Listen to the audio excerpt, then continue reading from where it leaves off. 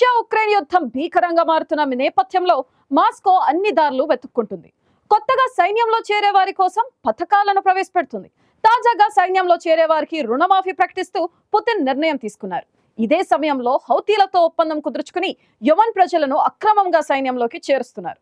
తమకు ఉద్యోగాలు ఇస్తామని నమ్మించి ఇలా సైన్యంలో చేరుస్తున్నారంటూ ఆందోళన వ్యక్తం చేస్తున్నారు.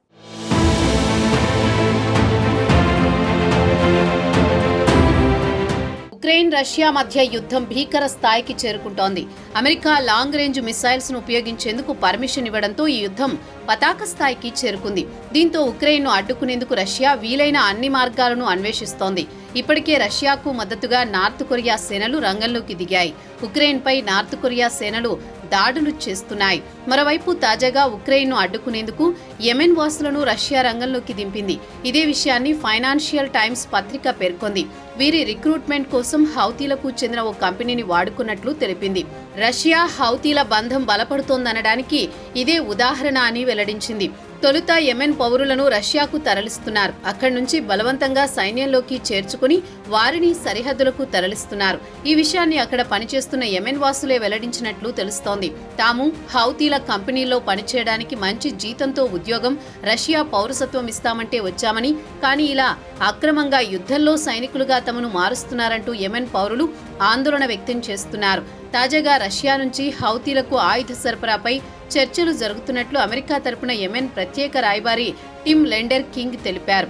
సనాలో ఉన్న కొందరు రష్యన్లు సంబంధాలను పెంచుకోవడానికి చర్చలు జరుపుతున్నట్లు తమకు తెలుసని, ఎలాంటి ఆయుధాలకు సంబంధించి మంతనాలు జరుగుతున్నాయన్నదే ఆందోళనకరంగా ఉందన్నారు.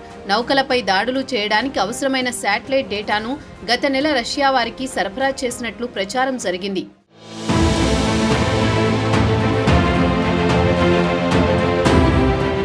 మరోవైపు ఉక్రెయిన్పై యుద్ధానికి రష్యా సైనికులను నియమించే ప్రక్రియను వేగవంతం చేసింది. ఈ పోరులో చేరేవారి రుణమాఫీ చేస్తామంటూ హామీనిస్తోంది. కొత్తగా సైన్యంలో చేరేవారి రుణాలను మాఫీ చేసే చట్టంపై రష్యా అధ్యక్షుడు పుతిన్ సంతకం చేశారు. ఏడాది పాటు సైన్యంలో పనిచేయడానికి సిద్ధపడే వారికి ₹1,00,00,000 వరకు భారత కరెన్సీలో దాదాపు 80 లక్షలు రుణమాఫీ చేయడానికి చట్టం వీలు కల్పిస్తుంది. రుణ వసూలుకు కోర్టు ఉత్తర్వులు జారీ అయి ఈ ఏడాదికి డిసెంబర్ 1వ తేదీలోగా చర్యలు మొదలయ్యే వారికి వారి జీవిత భాగస్వాముల అప్పులకు ఇది వర్తిస్తుంది. ఇప్పటికే పలు రకాల ఆర్థిక ప్రోత్సాహకాలను ప్రకటించి సైన్యంలోకి కొత్తవారిని ఆకట్టుకునేందుకు రష్యా ప్రయత్నిస్తోంది. సగటు జీతం కంటే అనేక రెట్లు ఎక్కువ ఇస్తామంటూ కొందరిని సైన్యంలో చేర్చుకుంటున్నారు. ఇదిలా ఉండగా రష్యా ఉక్రెయిన్ల మధ్య ఉద్రిక్తతలు తీవ్రస్థాయికి చేరుకున్న క్రమంలో ఉక్రెయిన్ను బలహీనపరిచేందుకు బ్రిటన్ దాని మిత్ర దేశాలపై సైబర్ దాడులు చేసేందుకు రష్యా సిద్ధమవుతున్నట్లు తెలుస్తోంది.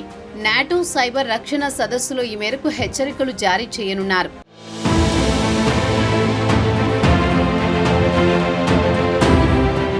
ఇదిలా ఉండగా ఇరు దేశాల మధ్య యుద్ధం తీవ్రమవుతున్న తరుణంలో ఉక్రెయిన్ తరపున యుద్ధం చేస్తున్న ఓ బ్రిటన్ వ్యక్తిని రష్యా దళాలు అదుపులోకి తీసుకున్నాయి.